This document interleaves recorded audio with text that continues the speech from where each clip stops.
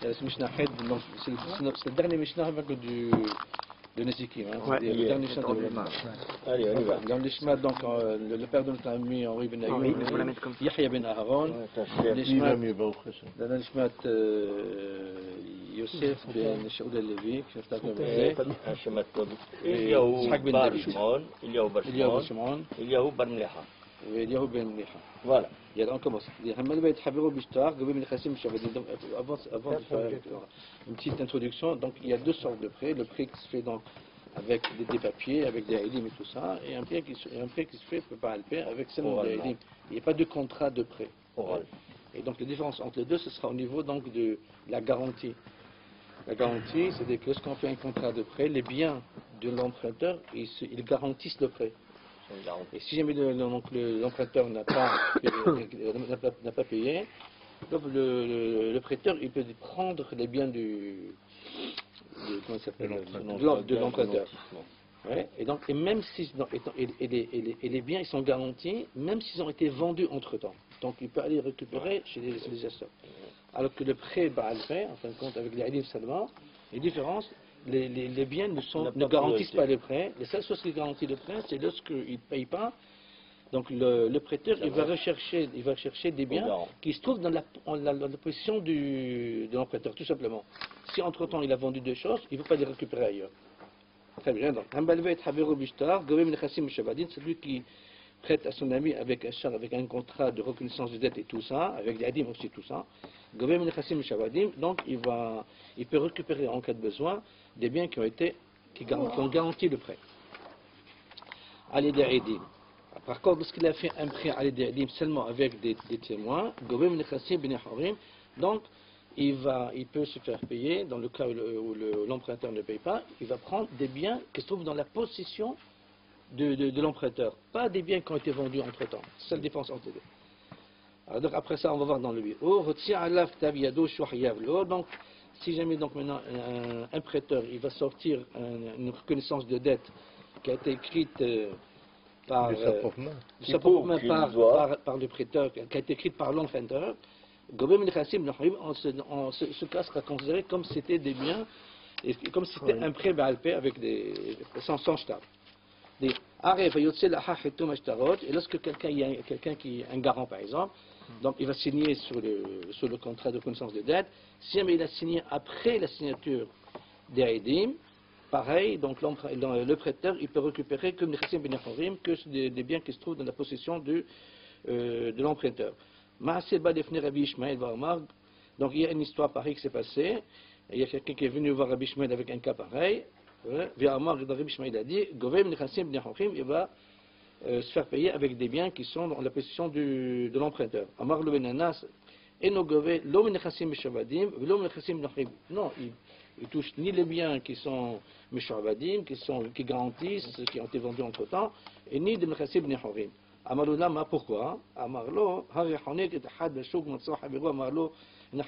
celui qui, par exemple, qui a prêté de l'argent à quelqu'un et l'autre il n'a pas remboursé, donc vient le prêteur, il a attrapé l'emprunteur dans la rue, il est en train de le maltraiter ou ouais, et vient l'ami de... Oui, mais il n'arrive pas à l'étrangler, c'est-à-dire il est en train de le pousser à... Oui. Et un ami à lui, donc il est passé, un ami de l'emprunteur, il est passé là-bas, il lui dit, laisse-le, je te paye, je te rembourse. Il est pas tour, chez l'O'al Unato, il va. Pourquoi non, ce garant, il est pas tour de payer quoi que ce soit, parce que, en fin de compte, lorsque le prêteur, il a fait le prêt, il n'a pas fait le prêt sur la confiance de l'autre. C'est-à-dire, il a fait le prêt en... Il était en l'absence. Et donc, il n'est pas basé comme ça, quoi. Donc, il n'est pas basé sur la confiance de garant. Et là, par contre, c'est quoi le garant qui est hayav de payer à la place de l'emprunteur? Il dit, donc prête-lui, prête-lui et moi. C'est vrai, hayav, c'est quel alimunato, il va pourquoi? Parce que le prêteur, il a prêté de l'argent, parce qu'il a confiance de le gars. Amar Ishmael, il a dit, celui qui veut devenir sage, intelligent, il s'occupe des dilemmes de mamonot, parce qu'il n'y a pas donc Une occupation. Une occupation aussi importante que celle-là. Parce qu'il faut réfléchir, il faut chercher, il faut apprendre, c'est pas facile. Ouais. C'est celui qui veut s'occuper des dîners mamonotes, il veut que les Meshamesh servir chez moi de Benanas parce que lui il avait des spécialités. Donc on va faire le bio, c'est pas très compliqué. Il dit donc c'est celui qui a fait un prêt à son ami avec Ashtar, avec un contrat, une reconnaissance de dette. Oui. Dans ce cas-là, donc on a dit que les biens garantissent le prêt. Ouais. Et à ce moment-là, si jamais l'emprunteur n'a pas réglé sa dette, le prêteur il peut aller récupérer, se faire payer des biens de l'emprunteur et même des biens qui ont été vendus entre-temps. Dans ce qu'il y a, donc il y a une shabout, on a dit c'est assujetti. Les biens de l'emprunteur sont hypothéqués, si tu veux.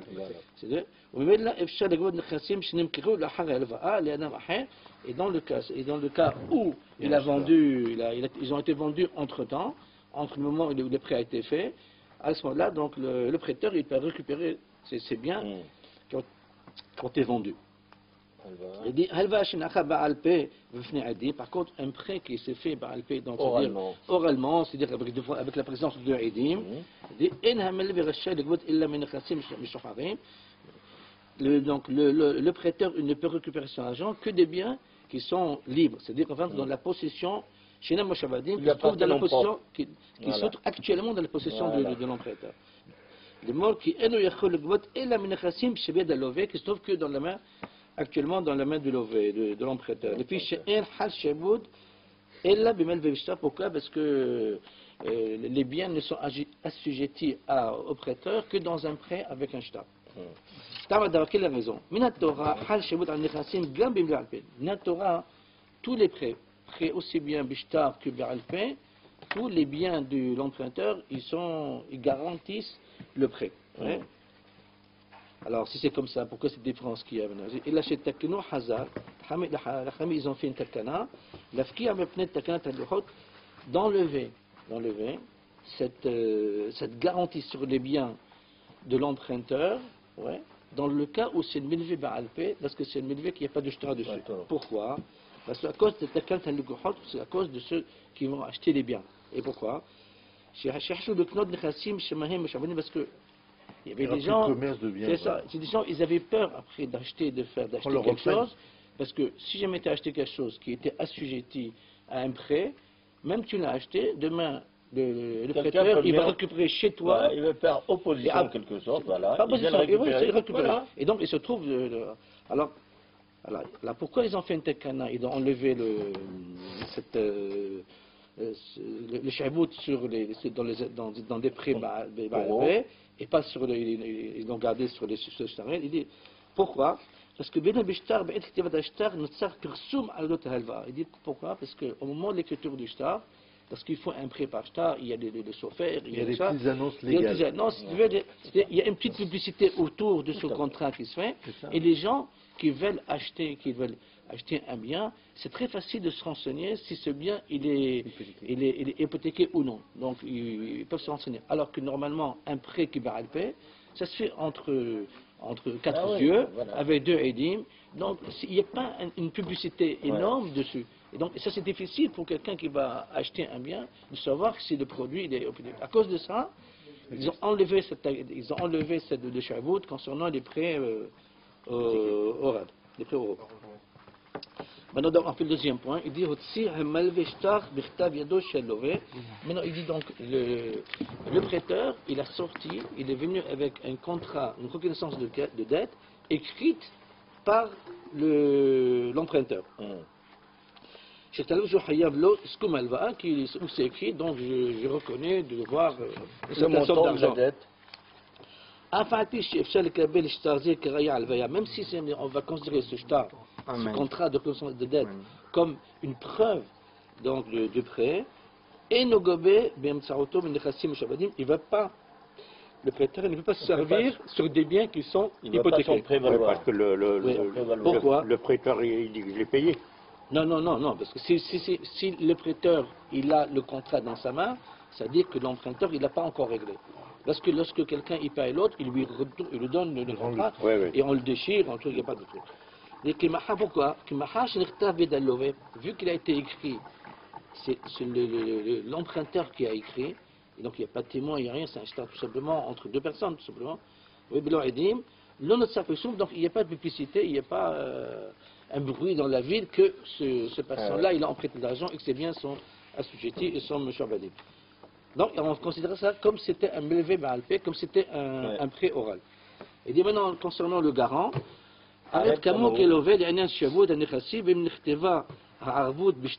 pareil, donc un garant maintenant, lorsqu'on met le nom du garant, on marque, donc le nom du garant sur le contrat de reconnaissance de dette, eh bien, si jamais donc le prêteur, il va venir récupérer son argent, on a vu, il commence par le lever par l'emprunteur.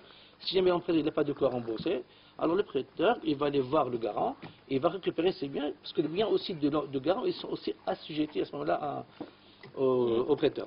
Alors maintenant, il y a une différence où ça a été écrit, le garant. Est-ce que ça a été écrit après le contrat ou à l'intérieur du contrat? C'est-à-dire que les Edim, les témoins, ils ont signé.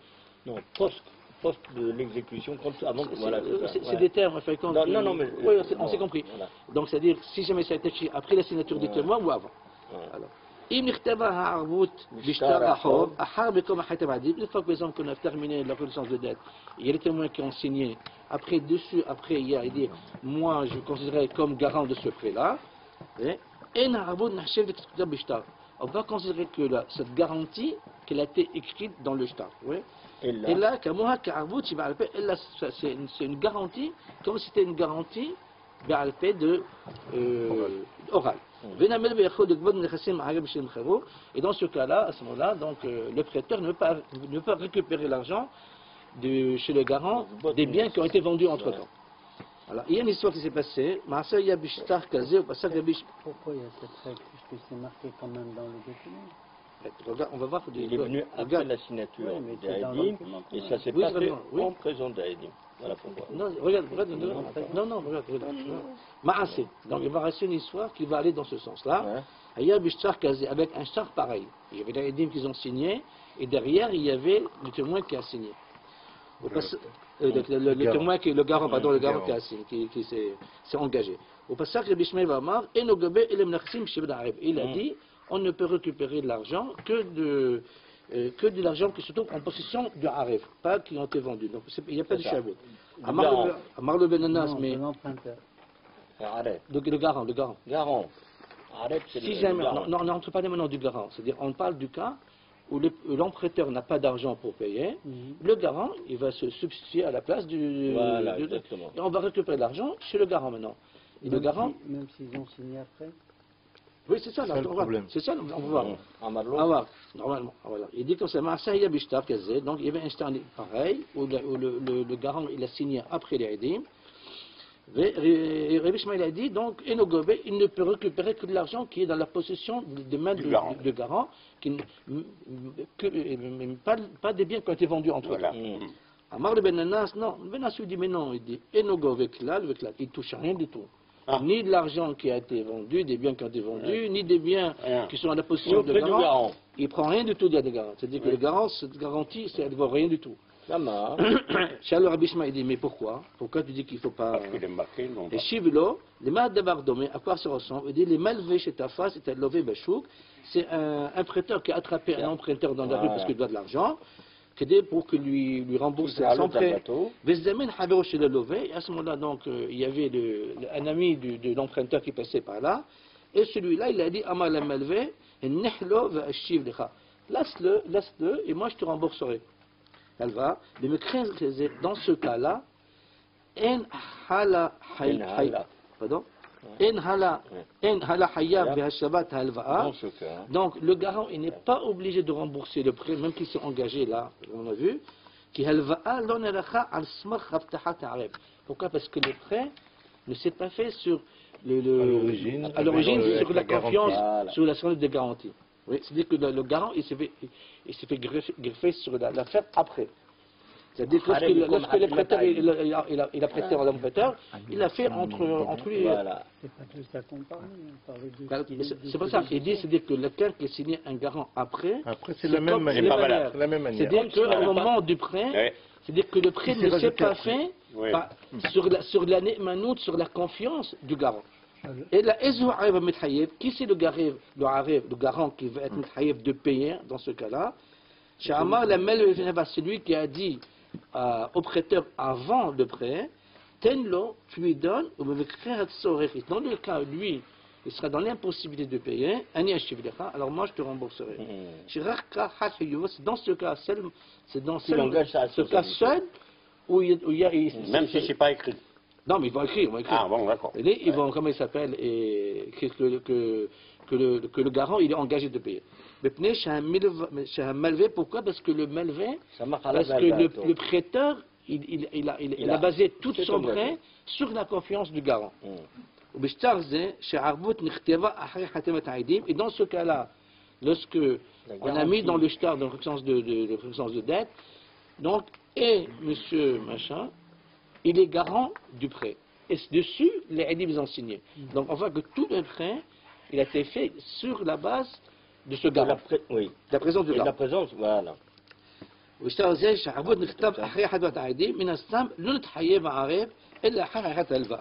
Et donc, alors c'est pour ça. Et dans le cas où le garant il a écrit, il a signé après, donc en fin de compte, donc, il n'y a pas de hayou en fin de compte.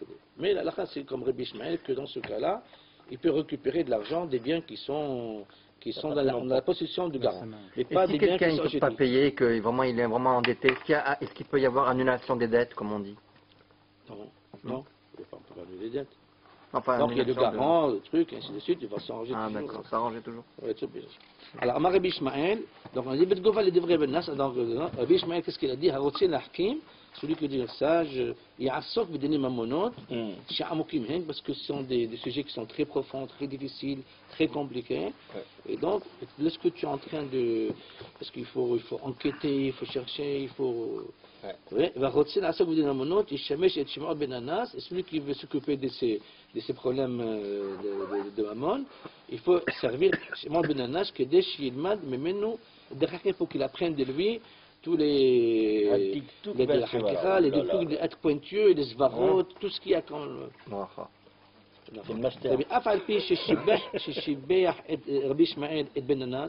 Malgré que Rabbi Ishmael était donc, il a loué Ben Anas, oui, vous voulez savoir comment tout, il pense pas comme lui. Ou donc pour l'acheteur de Rabbi Ishmael, même un garant qui s'est engagé après le prêt, Dino Ka'arev s'appelle aussi malgré tout un garant. Oui, et dans ce cas, il faut qu'il fasse un kinyan, dans ce cas-là, celui qui s'engage après la rédaction de la signature, il faut qu'il fasse un massé kinyan pour dire qu'il s'engage vraiment dans ce... pour dire que le garant, il a dû être, dès le départ, il a dû être présent pendant l'opération de l'écriture. Pour le Ishmael, non. C'est pas ça. Alors qu'un harem, qui met donc celui qui s'engage à rembourser alors et qui est dans le shtar lui-même, donc avant les signatures des témoins, il a besoin de faire un kinyan. C'est la différence entre les deux, comme on a dit. Donc le harem qui a signé après, donc le prêteur il peut se servir des biens qui sont dans la position de chez le garant, alors que lorsqu'il fait partie du contrat qu'il a dit, mais se signé après sa présence, même qui sont vendus, mais je m'en vais dire. Et avec ça, vous avez terminé, donc, donc c'est dis-moi, Marcel, il y a quelque chose qui me dérange. Tu prends une lui, c'est Marcel, moi, c'est Clément. Clément. C'est pas avec Clément. Non. Je cherchais pas ça. On a une reconnaissance de dette. Elle est signée, les témoins signés, etc. Maintenant, moi, je rajoute juste en dessous qu'il y a un garant. Alors, on est dans ce cas-là, que ce garant-là, il ne peut pas être poursuivi dans les biens qu'il a vendus. Oui. Et pourquoi? Il est dans le document. D'accord, il n'est pas dans le corps du document, mais il est dans le document. quelle différence il y a entre le fait qu'ils sont en haut et le fait qu'ils sont en bas? Je ne sais pas te répondre, je ne sais pas, je peux te Ah, répondre. Et il y avait des témoins avec. Dans la Gemara, le problème. Mais celle-là, il faut avoir dans la Gemara, parce que Parce que là, le quelles garant sont les raisons, a quels signé sont en les présence varotes? des témoins. C'est pas ça. C'est ça. Compris que c'est. On ne pourra pas répondre comme ça. Il faut plonger dans la Gemara. Ah ouais? Là-bas pour comprendre. Mais ça, C'est la position de la Non, mais signature. C'est des Au Kitsour, début, la Mishnah, c'est des Kitsour. il dit Non, que parce s'il qu'on a n'était vu, pas- on a compris quand même il y a une différence.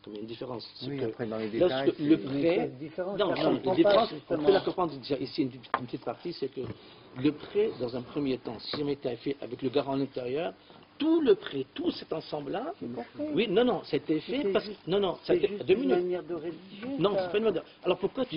Si c'est une manière de rédiger, la manière de rédiger, c'est que on fait un contrat normal et les derniers signataires, c'est les témoins, ils signent. Il n'y a rien qui est après. Il ne peut pas voir, il n'y a pas de raison. Pourquoi le garant maintenant il se trouve. Pourquoi maintenant on Non. s'attache à une question Non, de non, forme? Je non, non. comprends pas. Dis-moi pourquoi le garant il se trouve après. Dis-moi pourquoi. Il y a des raisons X, Y qui sont passées. C'est que si jamais il veut être garant à 100%, peut-être qu'il dit écoutez, moi je suis garant, mais pas sur les biens. Je veux bien être garant sur quelque chose, alors on l'exclut de cette partie-là. Donc pourquoi? Parce que tout le prêt, en plus, dans un premier temps où c'est écrit là-bas, qui veut dire que le prêt s'est fait sous la confiance totale par rapport au garant, et dans un deuxième cas. Et donc Oui, parce qu'il peut dire qu'il y avait une clause qui ne lui a pas été dite ou qui n'était pas portée à sa connaissance. Il faut voir dans la Gemara. C'est dans Qui dans n'était pas Mishnah portée comme à ça. sa connaissance. Allez, donc on fait la Gemara ici maintenant. Kama Hashim Desma Asid al-Khaïm. Et Desma al-Khaïm, c'est que je prends ordonné dans la vie, c'est pas l'anarchie. Et il dit Al-Kol Adam Yod'im ki I Seder Mobil Bizur Chachim. Il dit, par exemple, qu'il y a une absence d'ordre, une absence de n'est pas ordonné. Donc, c'est l'anarchie. Donc, alors, le Mahia Mazir Alhem Al Tachritu et Shevet, Vegomer, et le Bnei Shayu יודעים שכל מי שטוען בארון שכרו מרובה, והיו מניחים את השולחן והמנורה במזבחות, וכולם רוצים לארון, לתור שכר, ובתוך כך היה זה מריב ואומר. Là, on est en train de parler des Lévi'im, qui avaient donc le rôle, c'est de porter des objets, des ustensiles de Beth Amikdash. Et on va voir dans le bureau. Et chacun il se bagarrait, donc les Lévi'im, pour savoir qui allait porter le shulchan, le Aaron. Parce que le schar a été mérouvé. Il dit, à cause de ça, donc c'est quelques disputes, il se comportait de façon légère. והייתה שכינה פוגעת בהם, אסור לשכינה תבק בהם, donc ils étaient... אמר הנה למשה, הקדוש ברוך הוא ידע משה, עשה להם תקנה כדי שלא יתקלו מן העולם, fais une תקנה pour éviter qu'ils soient éliminés de ce monde-là, אלא יסדרו אותם על עבודתם ועל מסעם של ריב וזה וזה, mais ordonne-les, placez chacun avec sa fonction, de manière qu'il n'y a pas de problème demain, il n'y a pas de dispute, qui c'est qui fait quoi et qui fait... Et des Bnei Shevet Lévi maintenant, al Piro que Mishkan, donc les Bnei Lévi, donc ils ont été nommés, eux ils s'occupaient donc de démonter le Mishkan, à tout de le porter, et après de le remonter. Et de Bnei Israël Benval, parce qu'ils étaient dans le Midbar. Shlisha Banim Hayou Lévi, donc les trois enfants que Lévi avait, Gershon, Kehat ou Merari,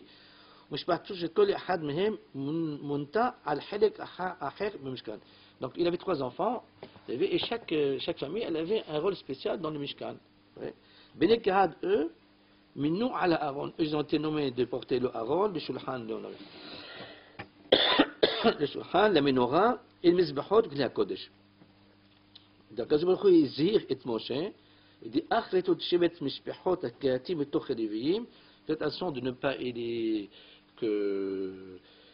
qui disparaissent les Shevet Kahati betoch Lévi'im, vezot asur lahem, et fait ça pour qu'ils vivent, v'lo yamutu, b'kisham et hagodesh hagodeshim, Aaron banav yahu v'samu otam ish al abodato v'vason, de manière à que chacun lui donne un rôle bien spécifique et bien spécial pour ne pas avoir de problème.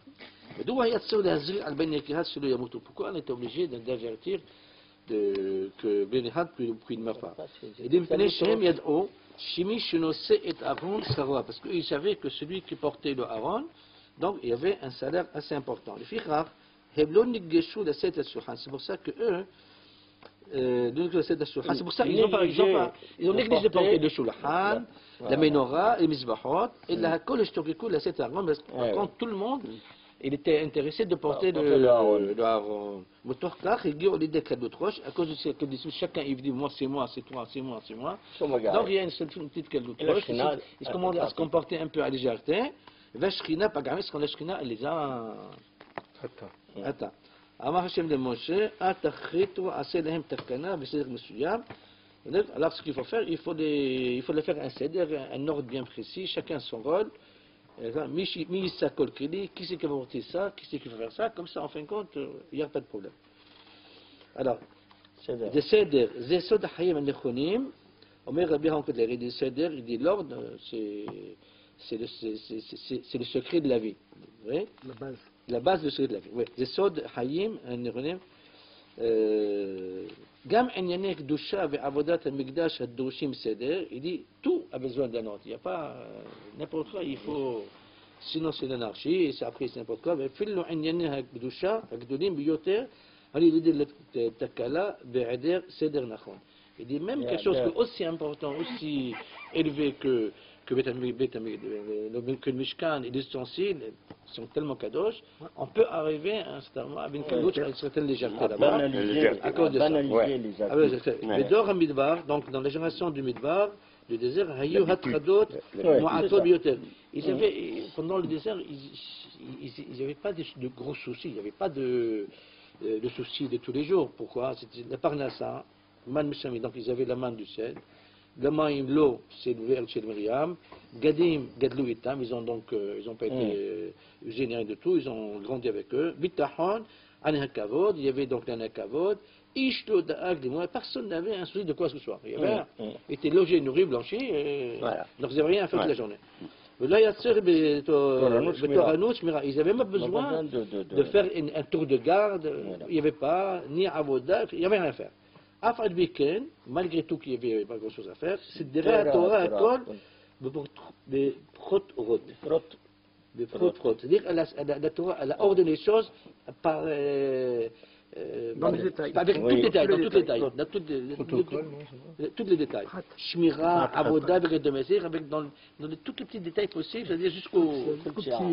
C'est ça. Il n'a pas laissé le moindre détail. Moindre détail, exactement. Qui c'est qui ouvre, qui c'est qui ferme, qui c'est qui débarrasse, c'est quelque chose. Oui, Af Alpi Ken, c'est de la Torah, Kol Beprotrot, Kol Psiad, Alpi Hashem, Yahanu Alpi Hashem Yitzao, Perachat Shavua Gdusha, Beroot, Mifuratot, Al Seder, Hania, Veradir. Dans cette paracha, donc elle parle l'ordre de marche, de s'arrêter. Chaque chose était, on dirait qu'il y avait un plan, il fallait suivre le plan et avec le rôle de chacun. Il dit Halukat Am l'Arba Ketsuvot, donc Kivutzot, pardon, donc les divisions du peuple avec quatre groupes, qui marche le premier, qui marche à côté à droite, en dernier, qui ferme la marche, et ainsi de suite. C'est l'ordre. Donc la création, donc elle-même, elle est ordonnée de certaine façon extraordinaire.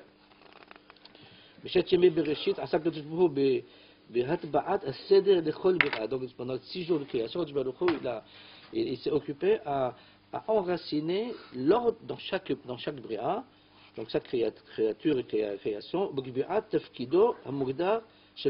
en fonction du rôle de chacun, de chaque créature. Donc les vies qu'on a nous en fin de compte, ils sont limités dans le temps. Et donc profiter de ce temps-là, c'est profiter de la vie. Et ne pas profiter et perdre le temps, c'est iboud bizbouz hayim, et c'est perdre la vie. C'est gâcher la vie, exact. On ne peut pas profiter, utiliser tout le temps qu'on a devant nous, le peu de temps qu'on a devant nous. Si jamais les choses ne sont pas ordonnées comme il faut. On ne peut pas vivre n'importe comment. Il faut se lever pour être là, il faut aller, il y a un moment pour étudier, ainsi de suite. Il faut, je me lève à midi, je fais la fila, ou ainsi de suite. Non, il y a un ordre précis, sinon de même façon que les businessmen, les hommes d'affaires, donc leur réussite dépend lorsque la réussite dépend d'un truc ordonné, dans une comptabilité comme un truc, c'est-à-dire pour tenir une boîte, s'il n'y a pas d'ordre, si la boîte elle ferme. qui مفعله له هي الشمرة صدق قوي لما façon que quelqu'un un homme d'affaires il va pas permettre que dans son usine il n'y a pas une garde une attention c'est mieux c'est dire il veut que chacun soit à son poste oui ici mais même dans les situations personnelles aussi de chacun Adam chez nous un homme qui n'est pas ordonné mais donc il va perdre du temps à chaque fois chercher quelque chose. Si tu sais où tu l'as mis, tu l'as ordonné, tu l'as ainsi de suite. C'est vrai. Il n'est pas comme quelqu'un qui tout est ordonné devant lui. Et aussi pareil dans le sujet de la Torah, s'il n'a pas un ordre, il n'a pas prévu donc des moments pour étudier, qu'est-ce qu'il va étudier, où il va étudier, donc quoi, et quand il va étudier, à ce moment-là, s'il se lève le matin, il dit tiens, aujourd'hui je vais aller étudier, mais qu'est-ce que je vais étudier, je ne sais pas où je vais aller étudier. Où je vais le lire. Quel livre est-ce que je vais étudier. Il va mettre une demi-heure pour décider. C'est le mode de chaos, donc il va perdre du temps pour se décider où aller étudier, quoi étudier, et comment étudier, et à quel moment. Ne pas laisser les livres traîner sur la table. Par exemple. Très bien. Donc ça c'est la partie. Donc on termine avec la dernière partie de la chod, toujours de Shavuot. Allez la Torah, il dit il dit Hatan on lit la Torah. Donc pendant les 7 jours de Shavuot, donc le Shabbat qui se trouve au milieu de Shavuot, donc le Hatan il va à la Torah, il monte à la Torah. On a pris l'habitude d'augmenter Shabbat Hatan exactement.